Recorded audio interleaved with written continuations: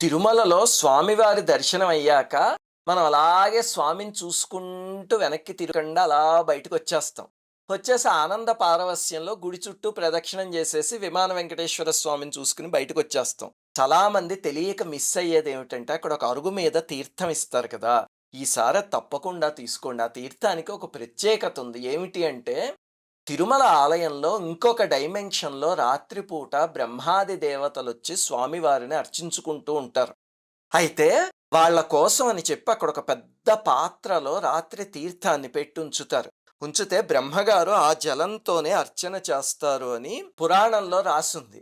ఆ జలాన్నే పొద్దున మామూలు నీళ్ళల్లో కలిపి మనందరికీ తీర్థం ఇస్తారు. అలా బ్రహ్మగారి స్పర్శతో పునీతమైన తీర్థం అది. అందుకని ఈసారి వెళ్ళినప్పుడు తప్పకుండా తీర్థం తీసుకునే బయటికి రండి.